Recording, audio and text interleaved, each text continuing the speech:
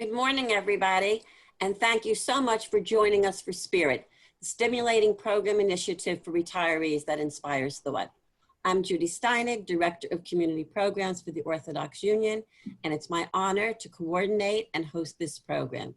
Spirit was started a number of years ago, first as an on-site program, and now we're happy to present it as an online program for retirees, not yet retirees, empty nesters, baby boomers, sandwich generation parents, and seniors, everybody who's looking for intellectual, educational, and spiritual growth. Now, since of course all of us are still all sheltering in, Spirit has become the perfect way for everyone to engage in a virtual setting. We are so happy to welcome back Rena Yudkowsky, who is speaking to us today from Israel.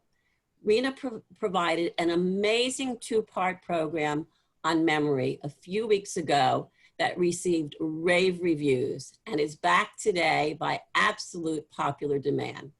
Rena is a memory coach and geriatric social worker, and she will provide some very important techniques and strategies for all of us to use. And our program today is called Train Your Brain. We're so honored to welcome Rena back to the Spirit Forum, and we appreciate her taking time from her busy schedule to join us. I'm going to turn the virtual podium over to Rena now. Thank you so much. Thank you. I am so excited to be back here. I see a lot of people I know. I see some people that have taken or taking my course. I see people that took my You Name It master class that I offered since the last time we did this, and I'll tell you more about that at the end. So thank you everyone for joining me. I can't see you all at once, but when I scroll through, I can see a lot of your faces, and I see some pretty virtual backgrounds too. So thanks for joining us. Today, we are going to be talking about Train Your Brain. This is a very hot topic. People always want to know, what's the best thing I can do to keep my brain sharp in terms of mental exercise, right? The physical exercise is one thing, but today we're going to talk about mental or cognitive exercises. I think most of you know who I am by now. Judy gave me a quick introduction. I'll just tell you one or two more things about myself before we go into the topic. Geriatric social worker and memory coach, live until recently, all over Israel. I live in Ramat Beit Shemesh, and I've been living in Israel for 20 years. Actually, in a couple weeks, it'll be 21 years. So I've been teaching this course live for many years, and my full course, which is a 12-week course, and just recently put it online. I was really working on that before COVID, but that really motivated me, and now my course is online, and since then I've taught a two-part master class on names, and I've been doing a lot of these webinars to get my name out and to help people that are sitting in their house wondering what they should be doing with their brain. So we're going to talk about that some more today. So I'm going to share my screen. I have a beautiful slideshow to share with you today. There's a lot of information here. One second. Hold on a sec. Let me share my screen. One second. Share screen. Okay. Okay. Second. Okay. You should all be able to see this slide now, hopefully. Okay. So my business is called Memory Matters, and I have here my website and my email address. And that also is actually on the email you got from the OU, and it'll be on the replay email as well. Now, the slides I'm about to share with you, I am happy to send. So you can sit and write whatever notes you want, but I'm happy to send these slides to you in exchange for your email address. So at the end of this talk, I'll tell you exactly how we can do that. Okay. So this it looks like a puzzle. And people always say, what's the best thing I could do for my brain? So unfortunately, there isn't one best thing or one magic pill. If there were, we would all know it and we'd all be doing it. So there's a lot of things that go into brain health. Let's call it brain health. And these are, in this slide, there's a lot of pieces to this puzzle. So today we're going to focus on the two pieces that are actually framed with a black square, or it's actually a rectangle. So it says mental stimulation and cognitive training. But this is what I want you to understand from the slide is that these are two pieces of a puzzle. So there's, you know, there's going to be the physical piece and the healthy nutrition and the reframing and the biofeedback and the social dynamics. If you look at the bottom like whole part is social dynamics, and that is so important. And quite frankly, I think we are all socially starved right now because many of us are still in our homes a lot, if not all the time, depending where you live and your health condition. So that social dynamics is definitely something that we're all suffering from right now. Although there are ways to compensate, and maybe we'll talk about that a little bit too, because that's an important piece. Okay, so this is a puzzle. A lot of pieces go into our brain fitness or brain health, and we're going to talk about the mental stimulation and cognitive training right now. Okay, so you've all heard this: use it or lose it. You all know that saying. The next few slides are based on information from a book called The Brain Warrior's Way from Dr. Daniel Amen. Dr. Amen is a neuropsychiatrist who works a lot on brain health and helping people that have brain injuries or all sorts of brain issues. And his books are excellent. If anyone wants to read any of his books, this one is The Brain Warrior's Way. He also has one called Memory Rescue, and another one's called Change Your Age, Change Your Brain. I've read a lot of his books, and I'm sharing with you information from his books. I am sort of pulling out the stuff that I find interesting and relevant. So new learning equals new connection. So what happens as we age? Our brain shrinks. Different parts of the brain, we lose brain cells, and we don't want to be doing that, because when we start to lose brain cells, that's when we start to feel like we're losing it. So we need to use it or lose it. So new learning is going to equal new connections in the brain. And we know now that there's something called neurogenesis. Neurogenesis means that we can create new brain cells through many things, but the thing we're going to talk about today is learning, training, exercising, and mental stimulation of our brain. So new learning equals new connections. Now, what happens if we don't do any new learnings and we just sit all day and what if we just sit all day and stare at 4 empty walls? What's going to happen? I think you know, right? Our brains are going to atrophy. We're just going to disconnect. Okay, we're going to lose those connections in the brain, and we do not want to be doing that. Regardless of your age, mental exercise has a global positive effect on the brain. So I don't care if you're 40 or 90, mental exercise is going to be positive for the brain because it's use it or lose it. And learning keeps your neurons firing. We want our neurons to keep firing. We want a lot of connections, right? So we say neurons that fire together, wire together. So neurons are going to die if they're not active. So we are going to talk about how to keep those neurons active. Here's a study from Johns Hopkins that community dwelling seniors who took 5 to 6 weeks of cognitive training that included, hold on one second, I just need to move that box so I can see my slide. Okay.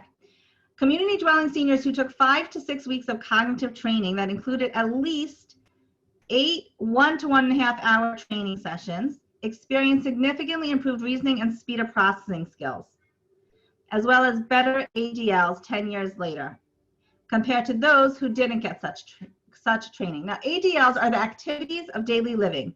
This is what you do every day that hopefully you take for granted and you don't have to work too hard on. They are getting dressed, feeding, ambulation, moving, walking, toileting, the things that we take for granted until, God forbid, we lose them, those abilities. So the ADLs, so what it's saying here, that people that did 5 to 6 weeks of cognitive training that included at least 8 1 to 1.5 hour sessions improved on reasoning and speed of processing skills. Okay, that we understand. But the amazing thing here is that they even did better on ADLs 10 years later. That means that they stayed functional longer compared with those who didn't get such training. Now, don't ask me how they did the study or how they proved this. I don't know, but it's pretty impressive. Okay, so people always say, so what should I do? Should I do Sudoku? Should I do crossword puzzles? What's the best thing for my brain? So here's what we want to do. Just like for your body, if you say, if you would ask me, should I do bicep curls or should I do squats? And I'm going to say, well, you need to do both because the bicep curls are going to help your biceps and the squats are going to help the lower half of your body. So we need, just like we talk about cross training your body, we're going to talk about cross-training your brain. And in this slide, we have a picture of the brain here. And I'm not a neurologist. I don't really understand how the brain works, to tell you the truth. But there are some important parts of the brain that we want to be working on. So I've highlighted 4 for today. And so we have, in this picture, we actually color-coded the part of the brain with the part that with the prefrontal cortex and the parts on the left that I'm going to talk about. So we're going to cross-train our brain, which means we're going to do different exercises to work different parts of the brain, just like we do for our body. And this is going to help you tell you what's good for what. So you're not just going to do Sudoku, because Sudoku is good for one part of your brain. You're going to do a combination of things. So the prefrontal cortex. The prefrontal cortex is the third largest part of third front of your brain. It's what makes us human. It's in charge of a lot of important tasks, our executive functioning. We call it the PFC, the prefrontal cortex. It has to do with forethought and planning and organization and impulse control and empathy and learning from mistakes and judgment and conscientiousness. You don't have to write that all down. I just want to explain to you how important this part of the brain is. So what do we want to work for that, for the prefrontal cortex? So language games such as Boggle, chess. Okay, chess is more of a strategy game. So Boggle where's Scrabble? Did Scrabble disappear from here? Oops, I think Scrabble's supposed to be on there. It disappeared from my slide. Okay, so language games such as Boggle and Scrabble, right? Those are word games. So that's going to help work the prefrontal cortex. Chess is more of a strategy game. And crossword puzzles is a combination of words and strategy. Strategy games and meditation. Meditation is so amazing for the brain. There is so much research on this that alone, we could really do a whole session on meditation and the brain. So I just threw it in there, but really there's a lot to talk about there. Then the temporal lobe. So if you look at the picture, you can see where the temporal lobe is. It's circled in green, actually. And for temporal lobes, we're talking about memory games. So you could be it could be online memory games. It could be playing with a grandchild if they can come visit you. It could be playing with a spouse. There's a lot of different memory games, but it's something that's going to work directly on memory. And learning to play a new musical instrument. If all your life you've been saying, I would love to play guitar, now's the time. It's so good for your brain.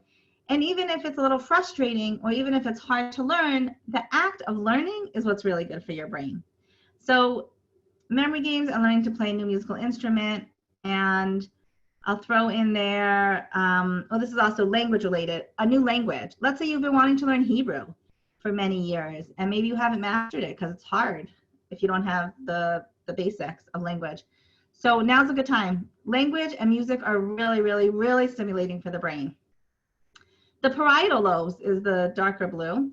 So we're talking about math games like Sudoku. So this is where the Sudoku comes in. Juggling. Okay, juggling is really good for your brain because, first of all, it's eye-hand coordination. You're also using both sides of the brain because you're crossing over your midline. And it's really stimulating for the brain. In fact, there are these memory champions. When they get up on stage and they're like memorizing like hundreds of numbers and they're showing off, when they go backstage in between scenes, you know what they do? They juggle because it helps coordinate both sides of the brain. So they juggle to sharpen their brain while they're doing a competition, which I find very fascinating. And reading maps. Now, you might laugh because we don't really use maps anymore because everyone has Waze or Google Maps or, but you remember maps? I'm sure most of you on here know what maps are. So yeah, the good old-fashioned reading maps is good for the parietal lobes. My kids don't even know what maps are anymore. It's ridiculous. The cerebellum. Cerebellum, we're talking about coordination and balance. And that's very important as we're aging because we don't want to be losing our balance because God forbid that's going to make us fall. So coordination games like table tennis. Table tennis is amazing for the brain. Again, it's a lot of eye-hand coordination. It's physical and it's fun for people that enjoy it. Dancing. Again, dancing, your coordination, you're remembering the steps. In fact, dancing, they say, is one of the best things for the brain. So if you've always wanted to learn either what we call here Rikudam, which is Israeli folk dancing, which is so much fun. I don't know if that's something you are allowed to do live wherever you're living. Here, there is, where I live, there's dance classes, and they have started them up again. And it's social, it's fun, and it's so good for your brain. And it's an amazing stress buster, by the way. And I think anything that busts stress is also going to help our brain. So dancing is really, really good for the brain. Yoga and Tai Chi, those are things that we think of as slower, but it helps calm us down. But when we calm our brain, it also clears our brain and stimulates it to be open to new learning. So this is a combination of so many things. Now, if you're feeling overwhelmed, like I can't do all this, you don't have to do all of it. But I'm giving a lot of ideas so that you can pick one or two that might really be fun or something you always wanted to learn. And if you don't know how to do these things, in today's day and age, you can learn anything online. So the Rikuram, the Israeli folk dancing that I mentioned before, is actually online. You can go onto YouTube and type in Israeli folk dancing, and there's a teacher that walks you through the steps and teaches it to you. And that's the second best thing to going and doing it live. Live is always better because you're with people, so there's a social component to it. But you can learn almost anything online if you have the patience and the perseverance to do it.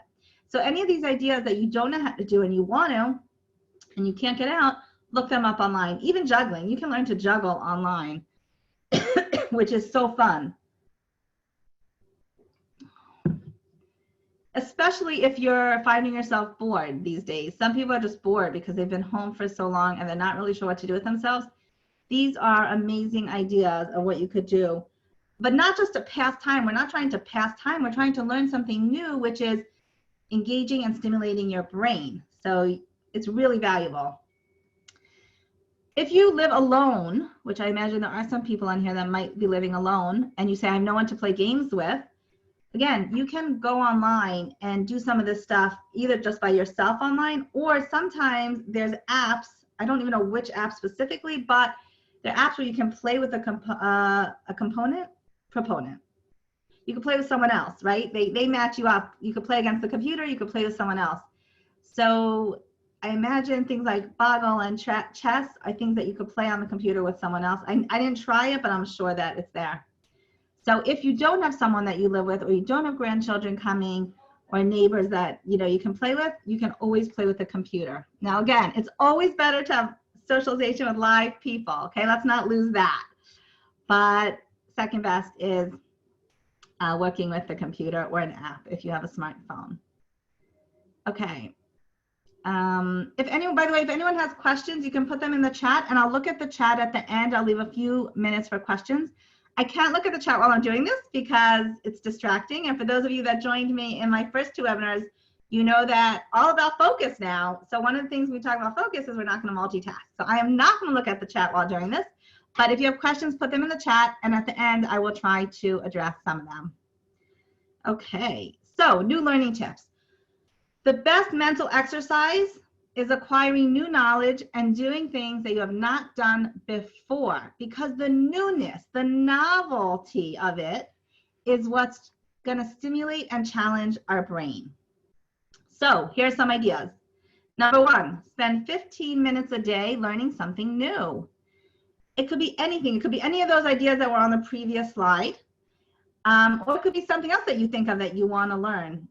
Maybe computer skills, that just popped into my head. Maybe you've been wanting to learn how to use Excel or Word or PowerPoint, which is how I made these slides. So learning something new. It can be Torah related, Musar, Gemara, Halacha, anything new is going to be stimulating to the brain, and there's no end to the possibilities of what you could be learning that's new.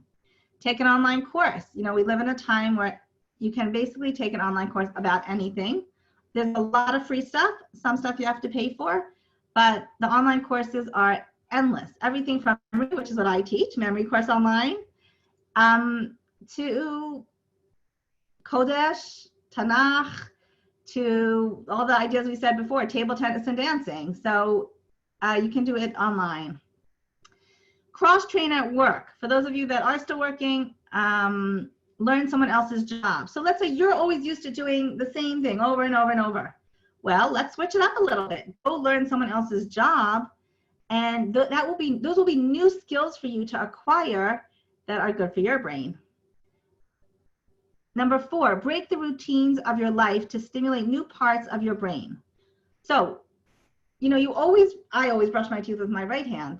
Brush it with your left hand. You will feel, it feels different. You can feel something different going on in your brain when you try to do that. Or those of us that are so right-handed, we write with our right hand or whatever your dominant hand is, switch it. Put the pen in your left hand and write. It feels different and it trains a different part of the brain than you're used to. And number 5 is mentorship, either mentor or mentee. It's an incredible mental workout. And this is something you can also do not live. You know, we have to be a little creative these days to do all these things virtually, but everything's possible virtually, pretty much. So whether you're going to be the mentor and you can take on whether it's a young adult or a teenager or a child, you have so much wisdom and life experience to offer. And we know that when we give, we get. We all know that. We know that volunteering and helping other people is the best way to make ourselves feel good. So this is actually not only good for your brain, but it's really good for your mood. Anyone that's suffering with depression, which is very rampant because of being locked in so much now. Being a mentor for someone younger, find a way to do it. There are organizations that are doing this. You can just do it unofficially. You could just call a neighbor and say, do you have a teenager that needs a little extra TLC? Send them over, or let's have a phone call. Be creative how you do this. Or maybe you don't want to be a mentor. Maybe you want to be a mentee and you want to look for someone else who's going to mentor you. That's also an option. But that engaging in that process is very, very valuable. So it's either learning from someone you look up to, or if you're the person and other people look up to you, we're combining the benefit of deep conversation with skill building. And teaching someone else forces you to put yourself in their shoes, which builds empathy. And we know that empathy and problem-solving skills. Remember I talked a few slides ago, I said about the PFC, the prefrontal cortex is in charge of empathy. We want to be building the PFC. Engaging our empathy by helping others is going to help that. It's all connected. It's beautiful. Okay. So 3 exercises to think outside the box. So we said that there isn't one best exercise to do. I'm gonna go into, in a minute, we'll talk about some online brain training. But I want to give you 3 very simple things that you don't need anything. You don't need a computer. You don't even need a pen and paper to do this. And these 3 exercises you can do when you're waiting online at the supermarket, if you're going to the supermarket these days. Or if you're bored, or if you have a couple minutes of downtime. These are just simple exercises that can sharpen your brain. In fact, they're noted as things that you can do to think outside the box. We always want our brains to be thinking creatively, right? So here are 3 quick exercises to help us think outside the box. Number 1, alphabetize adventure. That means we're gonna you could look at a magazine that you have, a billboard, anything that's around you, and you're gonna pick a word. Okay, let's take the word number, N-U-M-B-E-R. And you're gonna see the word in your brain, and you're gonna try to alphabetize it. Now this is challenging. So if we're doing the word number, how do I alphabetize that? It's gonna be B, E, M, N, R, U. This is like mental gymnastics, right? And it's very good for boosting your brain. It forces you to use all the information that's in front of you and to rearrange it in your mind. So you're using your several different mental capacities. So you're taking a word, it could be any word that you're looking at or seeing somewhere in your environment, and you're alphabetizing it, okay? And the longer the word, obviously, the harder it is. So if it's hard for you, start with a shorter word and build up. So start with 5 letters and build up to 6 letters and 7 letters. So it's just alphabetizing. It's simple, but it uses your brain. And after you do this, so actually I'm looking at an article from, I have the source at the bottom. So it says that after you do this for 5 minutes a day, 3 days a week, okay, 5 minutes a day, 3 days a week, that's 15 minutes. Then you can start increasing the amount of letters, like I said. But it says that you will find after a while that your mind will get used to looking at things from a different perspective. And that actually opens up our minds, right? It opens up our minds to think more creatively and be more stimulated. Okay, exercise number 2. Have a conversation without the letter E. I think I mentioned this last time. I've done a lot of webinars, so I'm not sure if I mentioned this on this one or not. But this is really fun and really challenging. You try to have a conversation with another person. It could be over the phone if there's no one living in your house with you. And you try to have a conversation going back and forth without using the letter E. Now, E is hard because it's a vowel and it's in a lot of words. So it really makes you stop and think before you talk. So you might say, what do you want to do now? And the other person might has to answer you without using the letter E. And you try to go back and forth. It's really challenging. If a vowel is too hard, do something like an L or an S or T might be easier. And then when you finish with whatever letter you chose, you can choose another letter and do that. It just really, really, as I say, clears the cobwebs and you feel your brain working. I've done this a few times. That's the second exercise. The third is add up a series of one-digit numbers fast. So you can either look at something with like a lot of numbers, let's say even a license plate, and add them up to yourself. So let's say the license plate is 76543. So you go 7 plus 6 plus 5 plus 4 plus 3. And you try to add that up. You could also do it with your passport number, 2 dots of HUD, social security number. And obviously you're using your math, but you're also using different parts of your brain where you have to like keep switching the information that you're holding in your brain at once. And it makes you focus and really use your brain. You can also do it with phone numbers. You could do this when you're standing online at the grocery store. Just look at something that has numbers on it. You can even take out like money, currency has like serial numbers, whatever they're called in them, and you can try to add those up. These are just like 3 easy, fun things that you don't really need anything. Obviously, all the games and stuff that I put on that other slide, you obviously have to have the game or go online and do it. But the good thing about these exercises is that you don't need anything. You can just do them in your brain anytime. So I'll just review them quickly.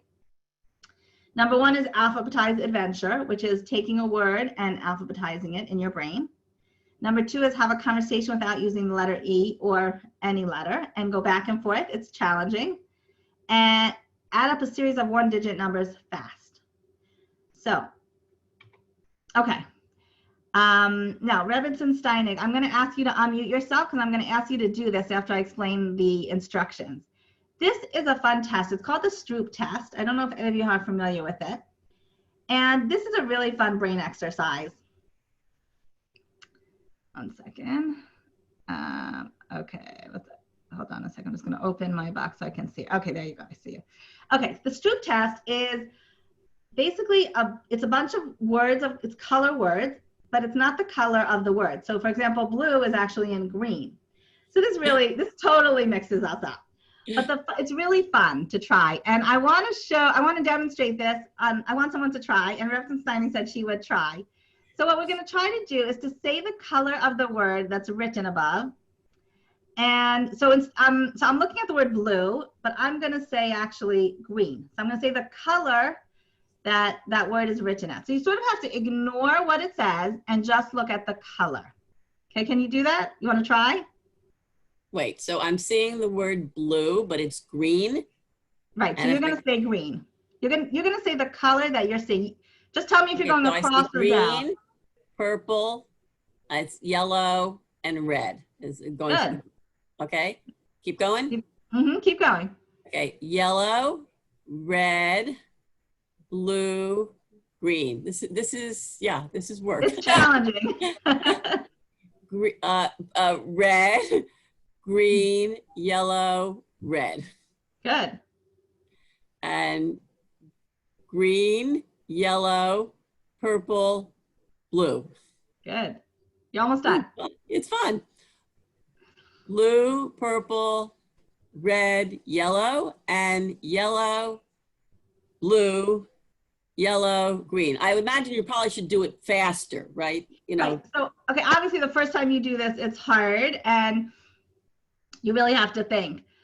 The second time or third time, you can get faster at it. So I included it because it's really fun and it's challenging and you can do it over and over until you get like really fast at it. I found it very challenging the first time, but it's just a fun brain exercise where you feel your brain working. I don't know what part of the brain this works. I guess it's words and colors and I'm not sure which part of the brain. Okay, thank you for helping us with that. I wanted to do it so you could see what it's like. But this is something you can do later whenever you want. I'll send you the slides and you can do this later. You can also Google it. If you just Google Stroop test, it comes up. Okay. So if we're talking about brain fitness tools. Now, there are tons and tons, I mean, probably thousands of websites and things that you could play online and do online, and it is very hard to make sense of it. So I'm giving you here just a few. I didn't want to overwhelm you. And there are some paid ones and some free ones. So this is not an exhaustive list, obviously. If you have one that you do that you love, continue with that. I'm just throwing out a few good ones that I've looked at and tried and I think people like. And most of them are free. I think one is on here is paid. Okay, so I'll just mention them. So SharpBrains, sharpbrains.com. Okay, SharpBrains is a very interesting site. That puzzle, the slide of the puzzle I took from SharpBrains that I did in the beginning of this. So SharpBrains has a couple different things on it. It has brain teasers and actual like puzzles that you can do on there. It also has a lot of research, like research about brain training, research about like tips and techniques for all sorts of things related to brain health. So I really like SharpBrains. It's a combination of research and brain teasers. And then there's something called Brain HQ. I have all the links on here. Brain HQ is a web-based cognitive training program that includes useful field of view training, which is an important component of safe driving. Also, I actually am not sure. A lot of these things have a free, you can try some things out for free, but then if you want an ongoing subscription where you can do it and they track it for you, then you have to pay for it. So that's Brain HQ. Then there's Cognicity. Cognicity is a free web-based cognitive assessment designed to measure whether the test taker's cognition is within a normal range. It's called cognicity.com. So that is a free, more of like an assessment type of thing. And then there's something called CogniFit Senior Driver. Again, driving is a very big issue with memory and focus. And at what point do we have to say, okay, it's time to stop driving? So this is a web-based cognitive training program that assesses and trains for 10 driving-related cognitive skills. And then there's Lumosity. Lumosity is pretty popular, pretty well-known, probably because they do a very good job marketing. And that's paid. Again, you can try out a bunch of their exercises. They have exercises for math and words and agility and focus and attention and perception.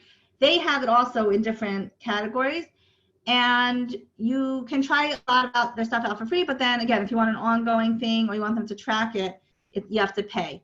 Now, I don't know if it's really necessary to pay for these things. It depends. Like if you really find that it helps and you enjoy it, go for it. The next slide, I'll talk more about the efficacy of these things. So this one, the next one is free. The memoryimprovementtips.com is free brain exercises. It's not as fancy, like the interface is not as fancy as Lumosity because they didn't put as much money into it as Lumosity. Lumosity is a big business. But it's free memory improvement tips and exercises. So I've given you here just like a variety of things. Again, it's not a comprehensive list. There's so much more out there.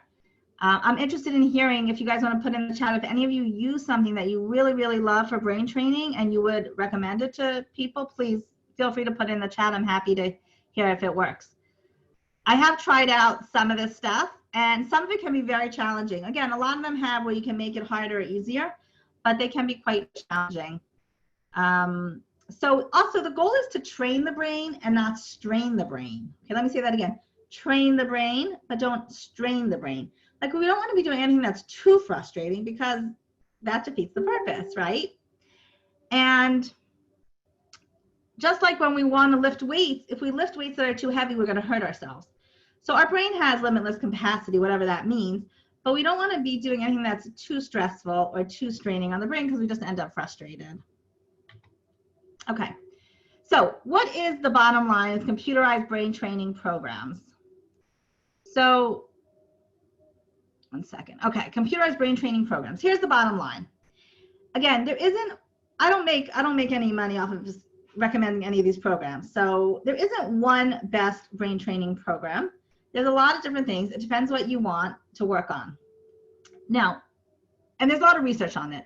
The truth is though, there isn't a definitive, all the research, there's a lot of research, obviously. Lumosity puts out research that says that theirs is the best, obviously. So there's research that says that a lot of good can come from it, but there's a debate still about, you know, whether this is going to like save your brain from dementia. And pretty much the jury's still out on it. There are a lot of claims that it can increase your mental flexibility and keep you mentally sharper as you age. And like, that's what I showed you, the study from Johns Hopkins. So there are a lot of studies like that. And it can even make you more intelligent. However, the bottom line of what I say is that there's a chance that it's going to help. I think it's going to help. And it's good for your brain. The question is if you enjoy doing it. So if you enjoy doing it, it's even better for you. If you already spend too much time staring at a screen all day or on Zoom or smartphones, your time is probably better well spent going out for a walk, enjoying a new hobby, or visiting a friend, or having someone come visit you if that's okay, depending where you live and what's okay now. All of these activities can have a major long-term effect on the health and vitality of your brain. So it's not just about sitting at your computer and playing brain games all day. There's a much bigger world out there, and that's why I showed you the first screen of the puzzle pieces. So brain training is one piece. Yeah, I think I do recommend people to spend 15, 20 minutes a day or 15, 20 minutes a couple times a week doing some of these, a variety of different brain exercises. I think it does help. Can I promise you that that is the answer? No, of course not. There are no guarantees. And there are a lot of different, you know, if I sit at this computer all day, I am missing out on a very big thing called physical exercise. And physical exercise is very important for my brain. So everything's a balance. Everything has to be weighed. As we say in Hebrew, it's a shikul, right? We have to weigh it. We have to get moving, but we also have to sit in front of our computer and learn new things like this. So there is no, you know, so there isn't a one best training program. There are a lot of things that you can try. I think it's worth trying. There definitely are studies that say that it's helpful, but there are also studies that claim that Lumosity doesn't help. So you're going to find studies both ways. If you use it and you find it helps, then please do it. If you would rather talk on the phone because you're more social, then do that. I really think the social piece here, this is where I want to talk about the social piece. I think the social piece is extremely important. We need people. We just need people. And especially if we're not going out of our house very much for many months already, we need to find ways to engage with people. So sitting in front of your computer and playing games all day is not engaging with people. So you can do that, but I wouldn't do it all day.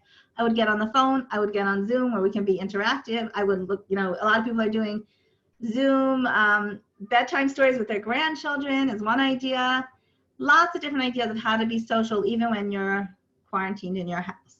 But the social piece is crucial for our brains. That's the part I want to say, because when we are social, we are responding to people, we are thinking, we are problem solving, deep conversations are good for our brain. So all that is really important. The social piece is really important. So that's why sitting in front of the screen and doing brain training programs might be good, but it's not everything that you need because it's not addressing the physical exercise piece and it's not addressing the social stimulation piece, which are really, really, really important pieces. People that are social, the more they find that people that are social and go out and they're with people have lower risk of getting dementia. That's just what the studies show. They also find that people who are social live longer.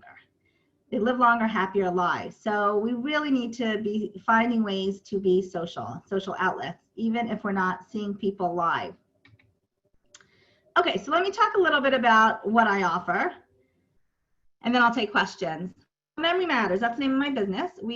My full course is a 12-week online course and coaching program, and that includes individual memory assessment. I'm actually in the middle of teaching it right now. I have people from 3 countries in my course, and that's so much fun. And that is the full course. It's everything you want to know about memory and plus some. It's a lot of information, but we do it slowly and it's very interactive. Most of anything I teach in terms of my courses are very interactive. I keep everyone, I mean, usually if I'm lecturing, I ask you to mute yourselves, but otherwise I let everyone talk and it's very fun. We do it in small groups.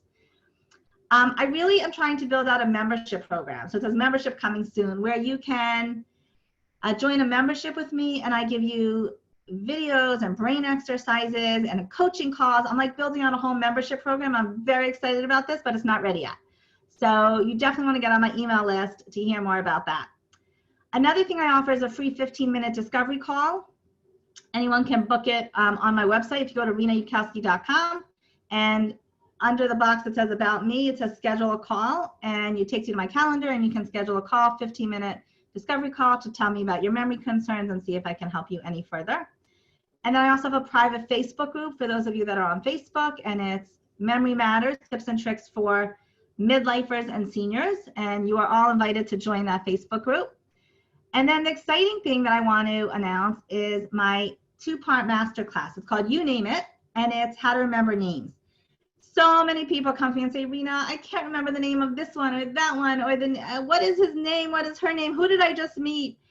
And we have a really fun, I extracted it from my full course and made it a 2-part masterclass. I know there are people here that did it. And it was really fun. So in 2 classes, it's an hour and a half each, I can teach you and practice with you the names. So we did the names of everyone on Zoom with us, and then we did some more. I have pictures of people and their names, and we practiced with that. So by the time you're finished with this 2-part masterclass, and this is a paid program, obviously, by the time you're finished with those 2 parts, you have the techniques and you have practiced it out a lot. It's the type of thing you have to keep practicing, obviously, but the techniques are fun, and we really had a good time doing it. So that is starting August 11th, which is next Tuesday. So next Tuesday and the following Sunday, which is August 16th at 10 a.m. in America, it's 5 p.m. my time here in Israel, we are going to be teaching the 2-part masterclass. So if you're interested in that, all you need to do is go to the link that says bit.ly, you name it 2020. Okay, I'm pointing to it. bit.ly, you name it 2020. You click on that link, and I'm going to ask Rebbetzin Steinig to send out that link and the link under, which I'll tell you what that is in a second. And you go to You Name It 2020, and you'll see all the information about that course, and you can just join it right there, buy it, and then you are automatically put on the list of people that are doing the course, and you'll get an automatic welcome email to that sequence. It's really fun. I did it a month ago. I did that for the first time a month ago, and it was really, really fun, and I want to do it again because it really helps people, and I want more people to have this. So that's the You Name It 2020. And then one more thing, and then I'll take questions. These slides, I think you'll agree that there was a lot of information in them. So I am willing to share them if you share your email address with me. I do not send out a lot of emails. I send out valuable content and then advertising whatever I'm offering at that time. You can unsubscribe at any point. I won't be insulted. This is the link to get the slides. You go to renayukowski.com/trainyourbrain. And when you go to that, you will get a pop-up that says name and email. You put in your name and email, it automatically goes to my email program, and it automatically sends you these slides. So I would love to send you these slides with all this information and have you on my email list. So both of those bottom links, the You Name It 2020 and the Train Your Brain, Rebbetzin Steinig will send out those 2 links with play of this webinar, and you'll be able to sign up to my email list, get these slides, and check out the You Name It sales page and see if you're interested in that as well. Okay, now I'm going to look at the chat. 1 second. Wait, let me stop. Let me stop sharing. I'm going to stop the share. Okay. Okay, now I can see all of you. When I'm sharing, I can't see all of you, but now I can see a lot of pretty faces. Yay. Okay. Okay, I'm going to go to the chat now, and let's see if I can address some of these questions. Okay, 1 second. Okay, Beth Zinderman asks, does stress affect our brain cells too? Absolutely, absolutely. Beth, stress seriously affects your brain. In fact, it shrinks your hippocampus. The hippocampus is the part of your brain that is involved in memory and learning. So you really want a strong hippocampus. And when you are exposed to chronic stress, so that means stress, hard stress for a long time, it's going to shrink your hippocampus. So we don't want to be doing that. So however we define stress, and there are a lot of ways, and there's a lot of stress these days, unfortunately, with what we are going through, we all need to find ways to de-stress. So the yoga, meditation, Tai Chi, dancing, all those things that I mentioned before that are good to learn for your brain, they're also good for stress busting. So they have multiple benefits. But stress absolutely affects your brain negatively, terribly actually, really, really bad. That's the long and short of it. What to do, Robin Gottlieb, what to do when stress from being home most of the time makes us anxious when unable to remember almost anything when trying these very good memory exercises. Okay, good point. Yes, what we are going through now is a real stressor and real anxiety producer for everyone. Even the most easygoing people, like some people I know, not me, are feeling anxious these days. So what are we going to do? We have choices. We can walk around feeling anxious all day. That's one option. Not a great option. Doesn't work well for me. So we can find things that are going to help us de-stress, feel less anxious, and remember better. So a lot of that is about breathing. A lot of deep breathing. And go online, look up meditation, look up deep breathing, look up guided imagery. Do meditation, guided imagery, deep breathing, however you want to do it, but do a lot of it.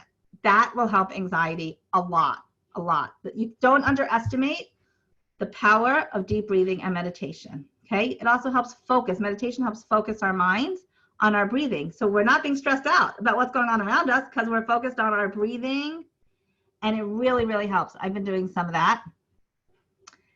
So that is, and then when you can't remember anything, yes, stress and anxiety is going to affect your brain, absolutely. So we need to get rid of that. And also it's important to recognize that hopefully this is temporary, although it's been lasting a while, and that some of this is going to get better, and we're going to be able to go out again soon, hopefully one day soon. And that if you're having memory loss or brain fog, that hopefully it's temporary, but that there's a lot you can do. So if the doing brain exercises is causing more anxiety, don't do that. Go back to the things that are calming. So it's going to be the deep breathing and meditation and yoga and physical exercise. We know that when we exercise physically, it produces endorphins and our mood and all those good neurotransmitters that make us feel better. So if you're feeling anxious, even about your memory, get moving, jumping jacks, walking in. It could be as simple as marching in place. This morning, it was too hot for me to go outside. It's very, very hot here. I couldn't go out walking because I didn't get out early.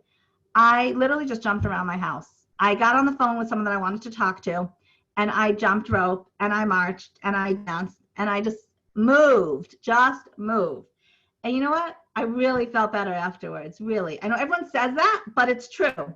Now, depending on your level of fitness, and we don't want any injuries, obviously. So if your knees are hurting, you can do something sitting down. You can lift weights in a chair. There's chair yoga. Go online and look up chair yoga. Okay, there's so much you can do to help with that anxiety and stress, even related to memory. Meaning, even if you're finding that your memory loss is causing you anxiety, use those stress busters. Again, get in touch with me. I'm happy to help you figure out whether the memory loss is serious or not. And I actually have a beautiful checklist that some of you might have already downloaded. It's called Is My Memory Loss Normal? And it goes through different factors. Okay, and you can get that on my website. Okay, the next question. Okay, someone said, I have to leave, but would be very interested in seeing additional resources. Is it possible to email with more links and info? Well, he probably left before I shared all that, so I'll share my PowerPoint with him. More memory work. Oh, someone's asking me if I'm related to someone. Yes, I will answer those questions who I'm related to afterwards. Okay. I played chess in high school and college and then stopped. I tried it again with a friend recently. It was so bad. I stopped it. Not even a little fun. Thoughts? Okay. Well, yeah, because that was a long time ago. So you're going to need to practice those skills to get good at it again. So if it's terribly frustrating and not fun, forget it. Go find something that's fun. But if you really want to master it again, keep at it. Look up strategies online and keep at it. You'll get good at it. Keep doing it if you enjoy it. And believe in yourself. I do a whole piece on this in my course. Believe that you can remember. Believe in yourself that you can age gracefully and age healthfully. Instead of telling yourself, I'm losing it, I'm going crazy, I'm an anxious mess, you need to rewrite the script a bit, because whatever we tell ourselves is what gets reinforced, and it's what we believe. Unfortunately, we believe our stupid thoughts. So we need to have positive thoughts to believe, and that's take a deep breath, it'll come back to you. So when you can't remember something, it's take a deep breath, this will come to me, I'm okay, If you're really worried, get in touch with me or another professional, that geriatric professional that works with memory loss, if you really want to know if it's an issue or not. But what we tell ourselves is very, very important to how we function. So if you tell yourself you're not functioning, guess what? You're not going to function. But if you tell yourself that your memory loss is temporary and it's going to come back to you, and take a couple deep breaths, and you have some techniques, which is what I teach, the techniques, like when you have those techniques, it is so empowering to remember. And I think some of you that are on here that have done my course can testify to that. Okay. One second. If you want to, one second. Okay, that's another private thing. Okay. Are there any other questions, or is that everything? I think that's all the questions. One second. Okay, Reverend Steining, was there anything else that came in from your email? No, I think that was it. I gave you the other questions beforehand, so I think that was it. Oh, right. That's right. I was going to talk about, okay, recall. There was an email that came in before about recall, how to remember things. Let's say, for example, names from a long time ago. It's one thing, I teach the techniques to remember now, how to remember. So if you meet someone now, what their name and how to remember them. And that's the You Name It class. But people always say, but what about from a long time ago? Why can't I remember her name? So that's recall. So again, there are many reasons I discuss in my class why we might be forgetting. So a lot of times you forget the name of someone, for example, but it'll come back to you in a few seconds, a few minutes, or even a couple hours. We just sometimes have to give ourselves a chance to remember it. Sometimes when we can't remember, we get very stressed, like we clench our fists, or we clench our mouth, or we hold our breath. So what does that do? At this point, you probably can imagine what that does for your brain. It's not great, right? So we need to relax. And our brain needs oxygen to remember. So if it goes like this, goes, oh my gosh, what's her name? Why can't I remember? It's going to come to me in a minute. Take a deep breath, 2 deep breaths, because the oxygen to the brain is going to help you recall. And then not putting pressure on yourself and not causing yourself more stress is going to help you remember. So the opposite is true as well. When we can't recall and we get all anxious or stressed about it, we are making it worse for ourselves. Telling yourselves that it'll come back to me, I'll remember, taking a couple deep breaths. That is the first step for recall. I have 2 more techniques for recall, which I go through in my course. But there is no magic pill for recall. Like there isn't like one thing that's gonna make it all come back. I wish there were. If there were, I would share it, but there isn't. But the easiest thing you can do is take a couple deep breaths and tell yourself, it's okay, I'll remember soon. Now, if this is happening all the time and you can't function because you can't remember the name of any doctors, the name of your medicines, where you need to be, so obviously that's a more serious problem, and then we will want to get help. I'm not underplaying real memory issues. There are real memory issues. There is dementia. There are many different types of dementias. But I don't like when people jump to the conclusion that the second they forget something that they have dementia. There is so much you can do between your early memory loss and, God forbid, having dementia.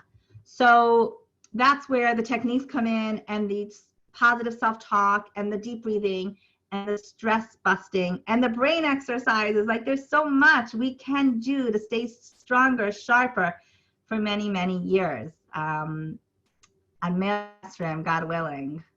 So I hope that gave you some food for thought. I am really happy if you email me with questions, rena@renayudkowski.com. My email will be on the slideshows. Rebbetzin Steining will be the email you already got, and the one she'll be sending out with the replay has my email address and website on it, but it's rena@renayudkowski.com.